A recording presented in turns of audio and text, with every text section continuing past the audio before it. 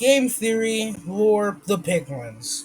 The tragic story of the Minecraft zombie So this piglins. Minecraft theory had me doing a lot of tree punching. I have no doubt that me teaching you how to punch down a tree like you do in Minecraft inspired tens of thousands of you loyal Yeah, fans out there to try it for yourself. Mowing down saplings faster than an overeager lumberjack. Which is why today, I want to start the episode by making amends. Theorists, it's time to stop the punching mm, and start the planting. My friend mm. Jimmy, you may have heard of him. He runs a channel No, called Mr. Beast. Is a never YouTuber heard of that's him. looking to make a difference. He's also from North Carolina. Oh, I'm from North Carolina. Yes, they know that. Mr. I Beast, didn't. alongside another friend of mine, the incredibly smart Mark Rover, are Oh, I've heard currently of working to him. raise $20 million The squirrel arena, the octopus in thing. order to plant 20 million Oh, he also trees by launched 2020. an It's a egg very into space, stuff like numerically that. Sorry. sound thing. I Anyways, love his in channel honor because of I Jimmy learn from hitting it. 20 I feed off it. million subscribers, Time which, made a lemon. good for Try to him. make a Not massive lemon. Or jealous of that or anything. But anyway, I'll let don't be Jimmy and jealous, Mark not Pat. explain for themselves. We went through a bunch of different options on how to pull this off and eventually settled with working with the Arbor Day Foundation. They're the largest, most well-respected nonprofit for planting trees, and we got them to agree that for every $1 we raise, they would plant one tree. Dude, it's so laggy. Why? That literally means if someone donates $3, three more trees will exist in the world than if they didn't.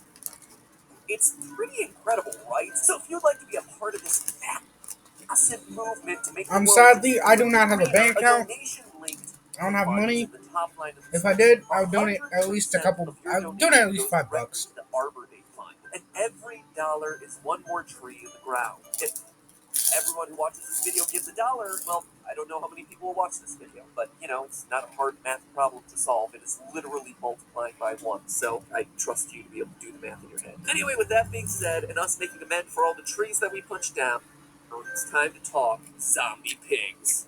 11 million trees.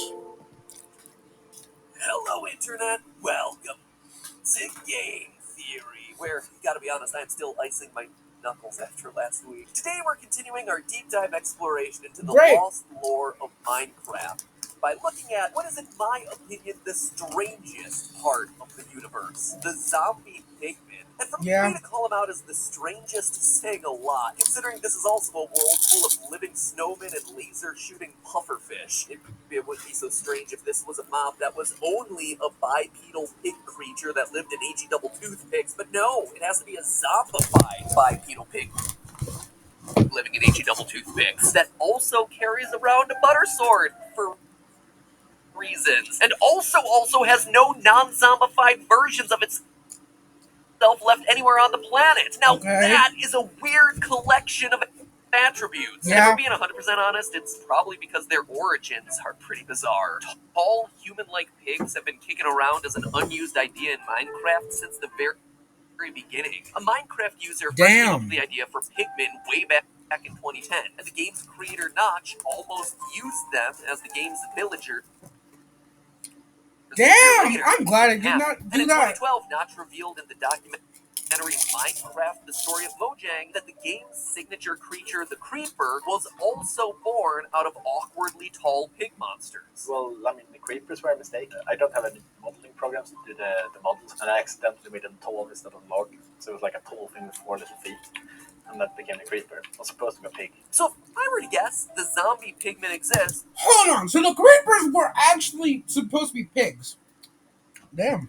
And are connected to creepers, villagers, and normal pigs purely because of a sequence of happy accidents, coding errors, and scrapped ideas that got eventually made into canon. But that's the real story for why zombie pigmen are probably in this game. What's the what we are lore interested story? in is the fictional story. How can these creatures possibly fit into the shockingly deep and surprisingly cohesive lore of Minecraft that we've been building over the last couple of episodes? How do you fit undead pigs from HE double hockey sticks into a tale about an ancient civilization of long-lost... They brought the pigs there, bred them. They made some experiments, and did some experiments on the pigs and they became zombified. Hmm. builders. Gotta be honest, this one started as I have no idea how we're gonna explain this, but by the end of my research, I think we've got a pretty solid case here, friends. To start piecing together the lore of the zombie pigman, we first have to look at I'm sorry for the like boot up thing. I understand I'm pausing it for no reason, but I'm very sorry for that. their in-game behavior for clues. This is Now, my third time obviously, trying to these record creatures this. are most It's commonly unavoidable. associated with the Nether, but they can, on very rare occasions, appear in the overworld. When lightning strikes within 4 blocks of a pig, Yeah, I the do that a zombie lot. pigman will suddenly spawn. That immediately tells us that these two creatures are in some way connected. That the pigmen, at least at one point in their history, were related to normal, everyday pigs. We also know that the pigmen share some form of psychic link. Now, that might seem absurd to say, but their hostile behavior patterns confirm it. Attack one zombie pigman, and somehow all the others within a massive radius will become aggressive and converge on speed. Yeah. And it's not because they're hearing their attack trend, since the sounds they make are relatively quiet. And everyone is still aggressive, even if that attack happens in a completely sealed off, closed box that should deaden the sound to any outside listeners. The immediacy and aggression of their attack can only mean that they're linked in some way. And lastly, it's also important to note that they don't begin as hostile. They only turn hostile when they've been attacked. So under normal circumstances, they technically have nothing against Steve. It's only once Steve becomes aggressive that they suddenly have a reason to defend themselves. This admittedly gives us a lot to work with, but it's still just a bunch of loose threads without something to tie it all together. Any theory that I would craft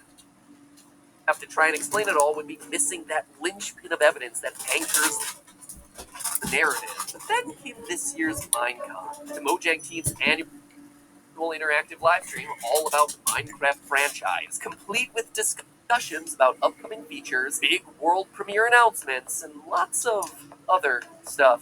This is going to look weird, but you can't hear. Hello. You gotta juice that sweet, sweet watch time. And this year, between gooey hands and whatever this was, we received a ton of new information about what changes are rolling out into the Minecraft world over the next couple of months. These honey blocks, target blocks, but of all the new content, it was the changes coming in Minecraft 1.6, Okay. Oh, okay. the Nether update, that really caught my attention. Specifically, the new piglin civilization. Zombie pigmen are no more. Piglins and zombie piglins are here to stay. Piglin is actually what we call the pigman now. The piglin is almost like a new civilization that we add to the Nether. But there was one detail about this mob in particular that caught my attention. They are actually hostile towards the player. They also don't like wither skeletons.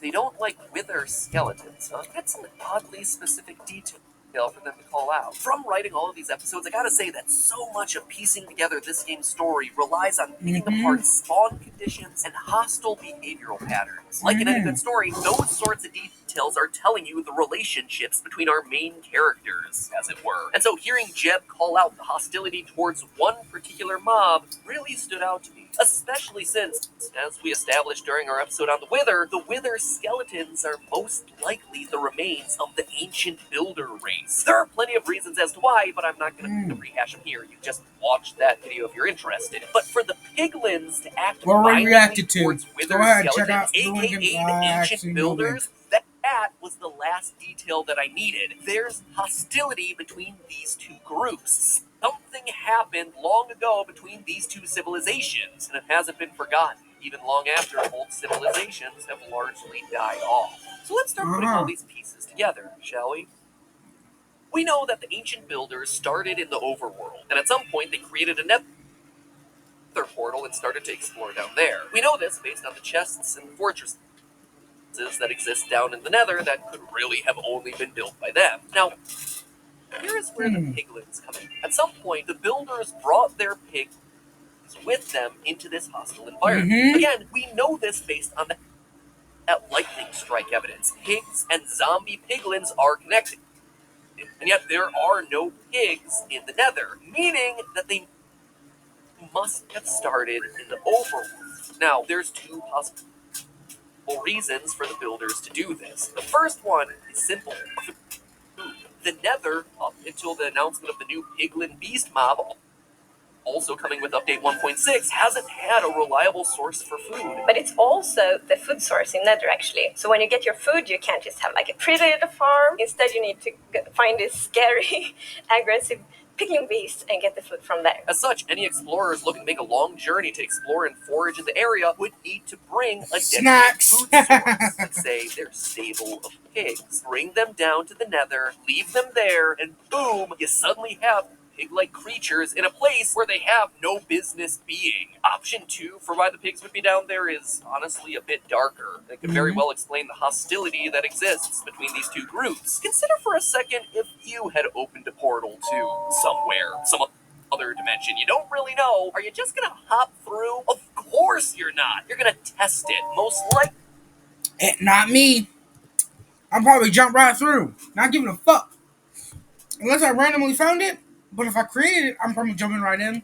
You're going to test it on some sort of animal. Believe it or not, but pigs are often the ones being used as human stand-ins for large-scale scientific experiments because of their similar organ size and decay rates. So, to see whether things on the other side of that portal were safe, maybe the ancient builders dropped their pigs up through, sacrificing a few of them in the name of science. Either way, pigs are brought to the Nether. And I don't know about you, but that would definitely give me a reason to hold a grudge against the people who brought me there, be they human or their undead wither skeleton forms. It also helps explain the wishy-washy aggressive feelings they have towards Steve. Zombie pigmen aren't aggressive towards Steve because he's not the one who brought them there. On the other hand, piglins are now aggressive towards Steve because, hey, he's a descendant of that ancient race of builders. So that explains how a pig-like... Okay, that's where I have to say, what the fuck? Honestly, in real life, honestly, for the pig creatures that probably have little intelligence, yeah, makes sense. But for, like, us, for me, you should not be taking... Okay, you should not be taking out the drudge on the children, or probably even the children of the children. You should not be taking out your aggression on them. That doesn't even make sense. Like, why? But, oh god, my stomach.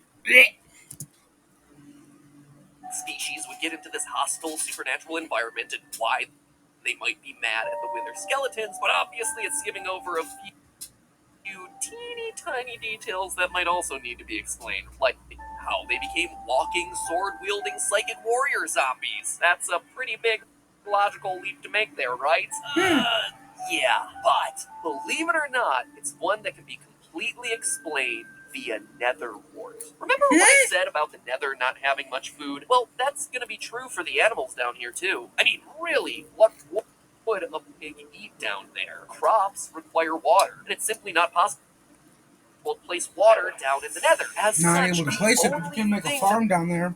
They're going to be able to eat down there is nether wart. But if that were truly what the builders were feeding their primary food source, you would expect them to harvest it. Right? Well, wouldn't you know it, but if you look at the essential elements of a nether fortress, those places that were constructed by the ancient builders as their home away from home as they explored the hostile underworld, you see bridges, a lava well room, and surprisingly, nether wart gardens. Gardens placed there to harvest the only crop that could be grown in such a hostile landscape. Fungus! We know that the builders were indeed harvesting the stuff, but then why is nether wart so important here? Well, we also know that the Minecraft universe is... Isn't that a spider eye? No, never mind. One where you quite literally are what you eat. In our Enderman video, I linked the ancient builders being forced to eat the End's native crop chorus fruit, with them slowly obtaining the plant's teleportation abilities. And while yes, that was admittedly just speculation, we don't even have to go into the realm of theories to prove this one. Ladies and gentlemen, I present to you the mushroom. A cow mushroom hybrid that only spawns in mushroom field biomes, aka places where cows are consuming a diet primarily filled with mushrooms. Their milk is mushroom stew, their bodies are covered with the stuff. I'm pretty sure in real life, I'm pretty sure if you eat enough carrots, it was it, you can turn orangish. So We yeah. know at their core they began as regular cows. Since when you shear them clean, it drops its mushrooms and transforms back into a normal bovine again. So if pigs in the nether were indeed subsisting off a diet entirely made of netherwort, there's a likelihood we could see some of that plant's traits carry over into this animal. Now, here's the thing about netherwort. Even though I just called it a plant, it looks and acts very much like a fungus. Netherwort grows through 4 stages, with the middle 2 stages looking nearly identical. It's a process that very closely resembles the life cycle of a typical mushroom. Netherwort is known as nether stalk in the code, just like many fungi are composed of the fruit body on top and the stalk underneath. It doesn't need sunlight to grow and instead thrives in the warm, dark environment of the nether, just like a real-world fungus. In fact, many of the Minecraft wikis equate netherwort to the real-world puffball fungus, which, although different in color, does indeed match in terms of design and reproductive behavior. And all of this matters because a diet of netherwort would explain how the zombie pigmen all share a psychic connection. Oh, I think he's about to bring up what were they called? Fungal networks. Fungal networks. Basically, they're like links to different plants, stuff like. It's basically like the internet in the ground. It's basically like the internet in the ground for. It helps the environment a lot. Sorry, I just like. I'm sorry. I should. I should just let him. Oh God, there's nothing. Oh no. You see, when we think of a fungus, we immediately think of the mushroom that's on top. But in reality, most of a fungus's body is made up of super thin threads known as mycelium. Come on. And the crazy thing is that these threads can go for dozens upon dozens of feet, connecting up with a bunch of other plants and fungi. So much so that researchers are now calling this an underground internet of sorts. Yes! It's a literal fungal network that's sharing Yes! information across plants. Yes, I feel smart.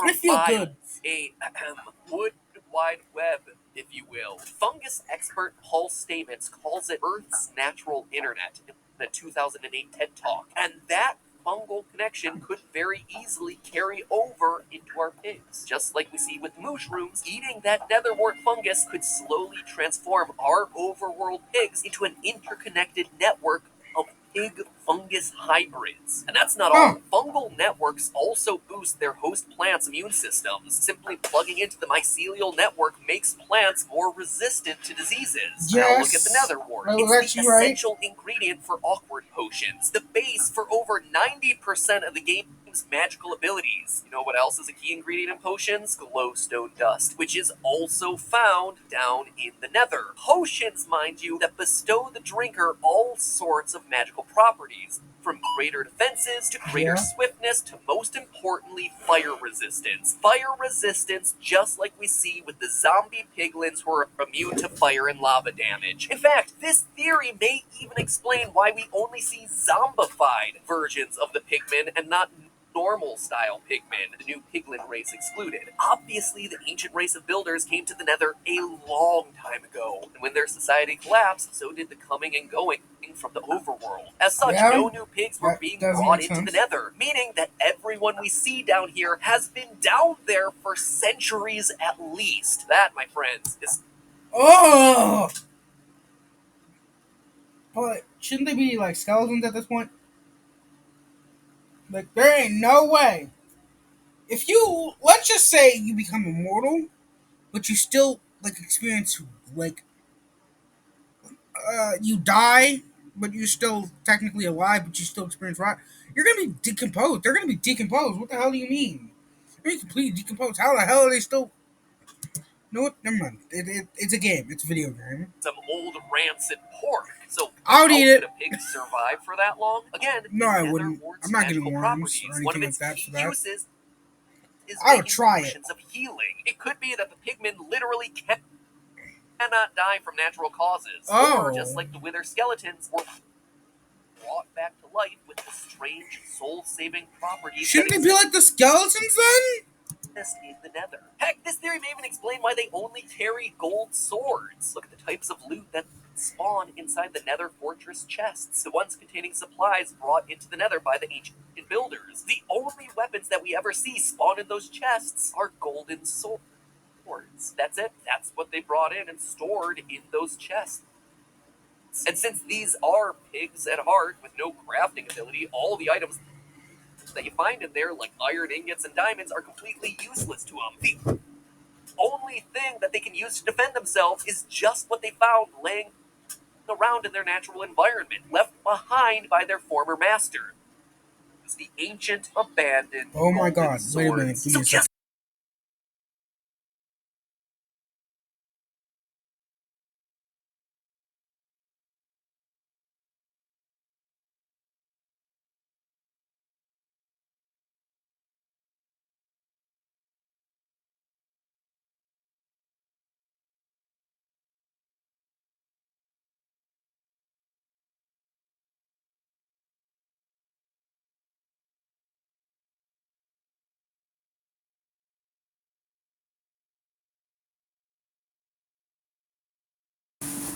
I'm sorry for that. Sorry. I And have all the questions this theory answers. It explains how pigs got into the nether, why they'd be hostile to get wither that up skeletons, later. and have complicated feelings towards us as a descendant of the builders. It explains why we see nether wart purposely grown in the nether fortresses, and how a diet of nether wart could produce a psychic link of sorts between all the pigmen in the region. That nether wart, combined with the local glowstone, because let's face it, pigs will eat or at least try anything, could also explain their fire resistance, their zombification, and we even have ourselves an answer as to why they would all have golden butter swords and only golden butter swords. Honestly, the only question I can answer about this mob is why they stand on two legs. Not 100% sure. Could be evolution. Pigs learning to walk upright to use their hands to defend themselves in the violent nether, while also wanting fewer body parts touching the hot nether rack. It's possible, but I do think that we're onto something with this theory. also energy usage. Us as humans, we actually went bipedal because it saved more energy. And in a hostile environment, you in most scenarios we were in hostile environments, so yeah, they probably vote to Something go. that I suspect Mojang might just want to be cluing us in on. Because if we go back to more of that Minecon footage, as they reveal the new biomes for the Nether, one they spend a good amount of time on is the Nether Wart Forest. And what do they explicitly show us wandering around in there? The only mob, mind you, that they show us in this preview, a zombie pigman wandering through the woods. Okay. Home amongst the food and landscape that helped to make him what he is. He's a pig, ripped from his comfortable life in the overworld and brought down into the depths of heck to be used for the slaughter of the ancient people, but through random chance and a whole lot of fungus, becoming the start to a rival civilization bound for greatness, and then turning into zombies. But hey, that's just a theory. Yay, Theory. Thanks for watching. You're Just a welcome. reminder to wave your diamond pickaxe over that subscribe button. We got more Minecraft. Well, I'll be watching it next time. I hope you guys enjoyed this video. I enjoyed it. Hope you guys did. See you guys next time.